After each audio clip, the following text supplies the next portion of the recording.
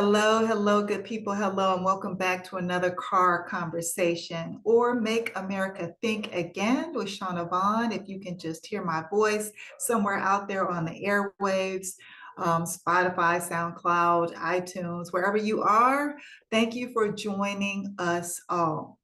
So, I want to talk to you about what this administration is trying to do a lot of shit, okay? But this morning specifically, I want to talk about the fact that I just believe that they're just trying to scare us into submission. They're trying to scare and intimidate all of us into submission. And here's why I say this. There are many reasons why I say this, but specifically today, Felon 47 took to his Truth Social, and then he posted that at request of Ice Barbie, no, I'm putting this into my own words, but at request of Ice Barbie, Kristi Noem, he is directing the Secretary of Defense, Pete DUI Hegseth, to provide all necessary troops to protect ravaged Portland, Oregon. When did Portland, Oregon become ravaged? And when did he learn this new word? We don't know, because Portland, Oregon does not appear to be ravaged. And we know that his vocabulary is very limited. So I don't know who taught him this word recently, but this is what he put in this post. I am authorizing, listen to these key words, full force if necessary. Full force if necessary. So going to Pete Hegseth, who is the Secretary of Defense, they want to try to change it to Department of War, but you can't do that unless it's approved by Congress. They didn't go through Congress. So for me, it's still the Department of Defense. So he goes to Pete Hegseth and says, hey, I want you to send some troops to Portland, Oregon, and I give you full permission to use full force if necessary.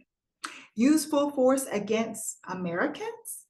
So you want our military to use full force against other Americans, is essentially what he has put out here on Truth Social. Now, Portland, Oregon, meanwhile, they have been minding their own business. There was no robbing, looting, shooting. There was no riots happening. There are none. I literally saw a video today of right around detention centers, and there's nothing happening around detention centers. So there's no harm to any federal buildings right now in Portland, Oregon. There's no harm to any detention centers, and no one around, even protesting. There was none, at least the one I was shown. No one's protesting. But for some reason, Felon 47 woke up this morning, or I don't know, rolled over or was on the toilet and decided to send out this message that he was going after Portland, Oregon. We also have seen him do the same thing in regards to Chicago. Well, first of all, he started in LA. There was no rioting here. There was no, burning of buildings and cars or anything like that until the National Guard showed up, until they started creating the chaos. There were peaceful protests prior to anyone being sent to LA. And then again, there was still, you're talking about damage to things, not people. Not people. No one was being harmed. So, you had LA first, then you see he's got people in DC. I believe he still has some of the National Guard in DC picking up trash. Then they go to Chicago. Chicago said, hell no. They flooded the streets, backed off Chicago. But I did see a video of where they had troops marching through the streets in the middle of the night in Chicago. There was nothing else happening. There was nothing else in the streets, no one else in the streets besides these troops that are marching down a residential street. So why are they there? There's no commotion, there's no chaos. Why are they there? So now Portland, Oregon, for whatever reason, is the target. Last week it was Memphis. I don't believe anybody showed up in Memphis, but now he's moved on to Portland, Oregon. I just feel like, he just rolls over, or I don't know where the cities are. Well, we do know where the cities are coming from, mostly, blue cities, but still, like, it seems like it's kind of random. Like, what am I feeling today? Or it's not random. It feels like that, but it's not random because it's really targeting areas where they think that they can incite some violence, that they can incite this civil unrest that they are so desperately trying to get out of people, because it hasn't worked yet. It didn't work with the CK death, and I'm going to talk about that in a separate video. It didn't happen with that. They tried it with, coming to LA. They thought, oh, that's going to start some civil unrest in LA. LA kept their calm and their cool and let Gavin Newsom and Mayor Bass handle things. And then they are like, okay, well, we'll do this and we'll try it in DC. DC said, you can send them here, but what are they going to do? We're just walking around having a good time. So now Portland, and I'm going to tell you why Portland, because previously, if we go all the way back to 2020, we did see a lot of things happen in response to the murder of George Floyd. We did see a lot of things happening in Portland. We saw a lot of things happening in San Francisco. We saw a lot of things happening in Seattle on the streets in response to the George Floyd murder. So I believe he has Portland stuck in his head from 2020. And for whatever reason, he thinks Portland is still doing the same. 5 years later, Portland is still in the same condition. And so he wants to send the military into Portland. I believe that's why Portland was chosen. Let me put it that way. So what's really happening? Why Portland? I just covered why I think Portland. But here's what's really happening. What really happened this week? What did we really see? We saw that Bannon, Steve Bannon, Elon Musk, and Peter Thiel were identified in the Epstein files. It was shown and proven that Epstein had lunch scheduled in 2019 with Steve Bannon. So this is after the charges. He had lunch scheduled with Steve Bannon. He had Peter Thiel was on the calendar. And then also, can't remember if it was 2017 or 2014, but all three of these individuals are on Epstein's calendar after he has been charged with these horrific crimes. Okay? So Elon Musk, is he coming to the island or not? That, it's on the calendar. I believe he was scheduled for, I don't know what date it was, but it was either in 2014 or 2017. This is public knowledge. This is out there. It's online. You can look at it for yourselves. So that happened this week. Ice Barbie allegedly, Ice Barbie used FEMA money to repair a bridge that was close to her lover's house. Now, this is all out there as well. You can find this information on your own. I'm not here to perpetuate, innuendo and rumors, but what is alleged is that, where Texas had the floods and they had to wait for money, where people in North Carolina are still waiting for money and FEMA funding, she allowed, or she skipped them and gave some money to this one area in Florida where a bridge was washed out. And apparently, according to the information out there, it is because one of her donors contacted her, and also her lover lived in this neighborhood that was on the other side of this bridge.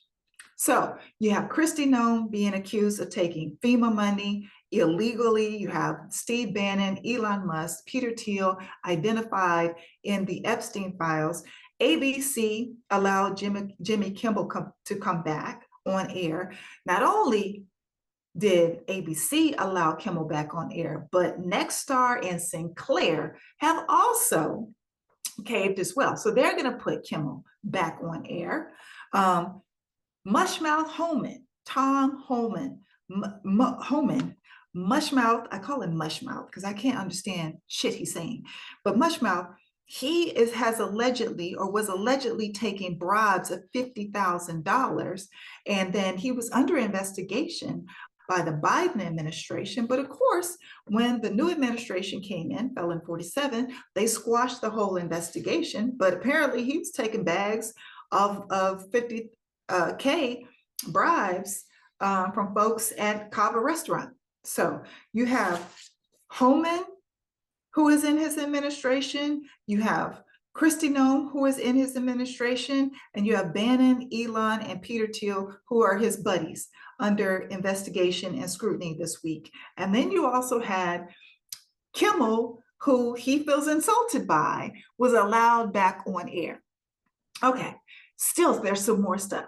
So CK's untimely death, people are still questioning. Again, I'm going to put that in a separate video, questioning the cause and execution, and also this administration's potential involvement in CK's death. So you have that going on.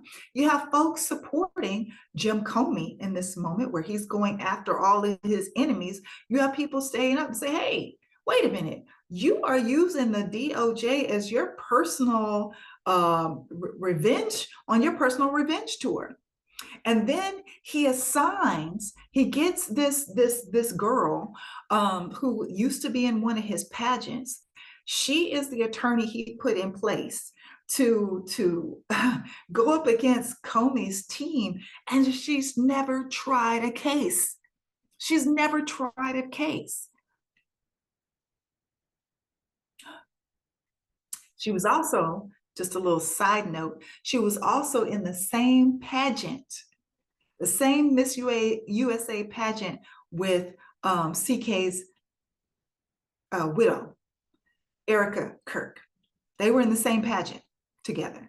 And that whole pageant was owned by whom? Felon 47. Oh, what tangled webs we weave, people. What tangled webs we weave. People are not believing his BS about the economy. So that's why I believe he woke up this morning and said, as distractor in chief, what can I do? What can I do to distract, disrupt, and cause some chaos amongst people so they won't focus on the economy, so they stop talking about the Epstein files, so they stop talking about the CK death, so they do not support or not really focused on what's going on with James Comey. So they aren't looking at Homan. So they aren't focused on Kristi Noem. So they aren't, worried about how much Pete Hegseth might be drinking today. What can I throw into the mix?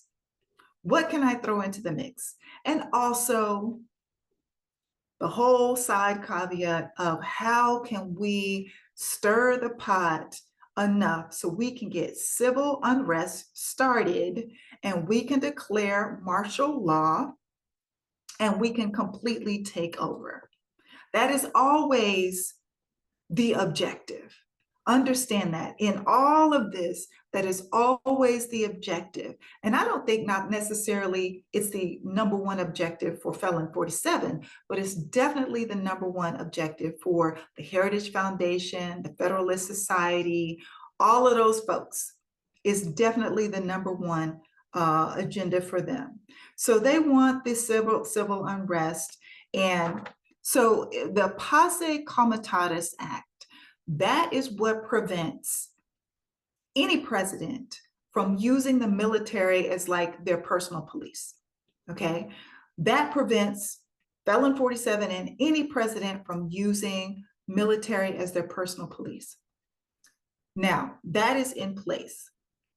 But we have seen over the past 9 months that this administration has no regard for law. It is a lawless administration. They are breaking every law they possibly can and doing whatever the fuck they want to do. So even though there is a law in place against him being able to do this, it's kind of like catch me if you can. Basically, they're doing whatever the hell they want to do. And it's like you can file a lawsuit, you can say whatever you want to say, you can scream from the rafters, but we're going to do whatever we want to do, and catch us if you can. That just seems to be the game that they are playing. And another thing I want to mention and I want to put on your mind is that Pete Hegseth, DUI Pete Hegseth, has called this meeting of all of the leaders. This is key. Listen to this. All of the leaders of the military. He wants them all in one central location to have this meeting. And I believe he's called them all to Quantico to have this meeting next week. Now, my first thought was, you have all the leaders of the military in one location. What's the worst thing that could happen? What's the worst thing that could happen? And if and when that worst thing was to happen, who do you think would be the first group that they would blame? The left. And if they're able to blame the left, then again, this gives them another opportunity to claim that there is a need for martial law and completely take over. That was my first thought. Now, I have listened to some other correspondents, some other journalists, some other folks that are even, commentators and content creators. I've listened to their perspectives as well. And here's the other thing that might possibly be happening with this meeting. This meeting, by the way, that could have been in an email, that could have been done by Zoom. We have all this technical or technology advancements, but you want to get all of the leaders of the military under one roof, which made me really question, like, it just feels like a setup to me. It feels like a setup, but I'm going to offer you something else. Something else that I believe is believable, that maybe this is a meeting for Pete Hegseth and others to test the waters, to see who is going to be on board, who is going to be loyal to whatever command comes out of the Oval Office. And that actually makes a lot of sense with what was said about Portland today. So keep your eyes and ears open, people. Like I said, be hyper vigilant in this moment because shit is going down. They are really trying to progressively move this hostile takeover. We have to keep pushing back. We have to keep spreading information. We have to keep not obeying. You cannot obey. You have to continue to stand your ground. We have to continue to stand our ground and say, no, we aren't going along with this bullshit. We are not. We are not believing the lies that you're trying to sell us. We are not going against our fellow man. We are not going to stand by as you throw women to the ground who are just trying to plead a case for their husbands who are being deported. We are not going to stand by as you arrest superintendents. Y'all know there was a superintendent who has been detained by ICE in Iowa. That happened this week as well. We are not going to sit idly by and allow these things to happen. So we have to continue to push back and aggressively deny them the access to us and the access to power that they want. We have to continue to resist, do not comply.